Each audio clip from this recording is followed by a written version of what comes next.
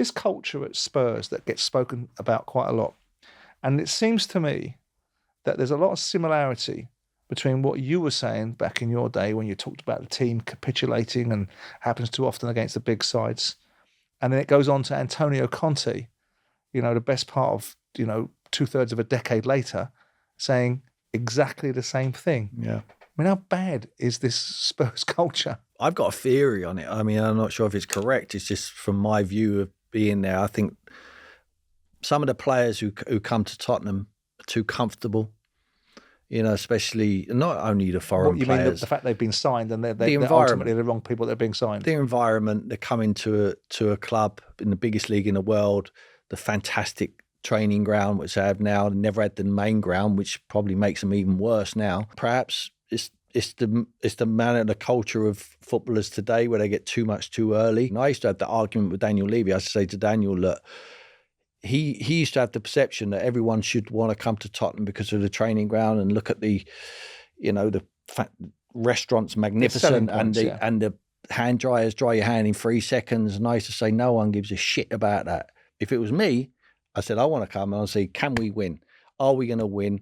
How much are you paying? Of course it's important. You'd be stupid not to argue that. But if you're going to get paid the same money at Tottenham as to what you're going to get paid at Arsenal or Chelsea, why are they coming to Tottenham ahead of them clubs? Or are we not going and we're not fishing in the same pond as them now?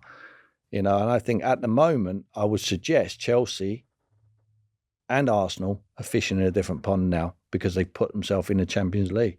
Chelsea haven't, but Chelsea are going to have to pay a lot more money to recruit players. Now, you're going to need that environment where they're going to want to recruit and want to come to Tottenham because they feel like they can win. And that is always going to be difficult, and that's why they're on that slippery slope. But this allegation of this constant culture, it goes back to when you were playing there, to when you ended up managing it, to the next version of it with a nailed-on winner. Well, we won there when I was playing.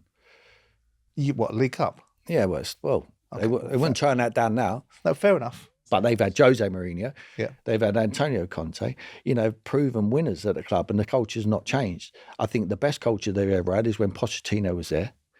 When, yes, he didn't win anything, become bloody close to winning. He come closer than any other manager's ever come. He takes them to the Champions League final, a couple of League Cup finals, not managed to cross the line. But I don't think his team was soft. I think they were changing their mindset of everyone. Everyone enjoyed playing the style. The fans were loving the style. I don't think it was down to that. So Daniel's tried everything. So it's not a Spurs culture then, is it? I don't think it's just effective managers being in there. But they've had them though, Simon, haven't they? Conte and Mourinho, I can't square this circle because it doesn't make any sense to me otherwise, and I'm not trying to be clever about it. You can understand where the Tottenham fans look for a common denominator and they say, who's been the ever-present? Yeah. And it's the owner and Joe Lewis and Daniel Levy. But I can tell you from being on the inside, it's not their fault. It's not their fault. I really believe that. But it must be. I mean, I'm not trying to pin you down for the purpose of this conversation, but it must be. Because if you've got Conte in there that says the same thing as you say 10 years later, what's the common denominator? The Spurs fans and the ownership. And who creates the culture? I mean, the culture is a sort of throwaway expression because we're really talking about good players and good managers.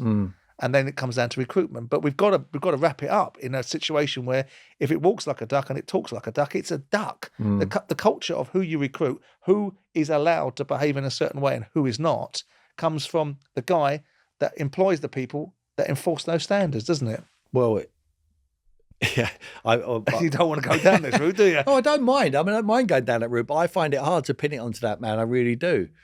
I mean, people would think I would have a different relationship with Daniel, but I'm an open relationship with him.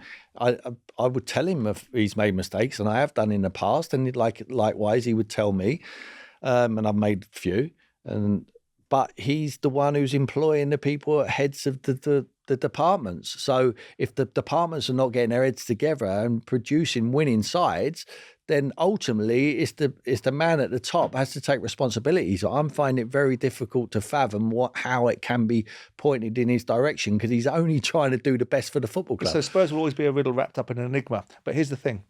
I don't think that the culture of Liverpool was defined by John Henry. I think they just went and got Jurgen Klopp. Yeah. and got a guy in there that was given a bit of time and built a culture. And okay, it's not great this season for Liverpool, but they've got more about them than Spurs have. His recruitment. Is that just history of football Jurgen clubs? Klopp, magnificent manager, one of the best we've ever seen. But he worked alongside one of the best I've ever seen as well in Michael Edwards. And that is key. Recruitment of players. You know, you can't get a job done unless you've got the tools.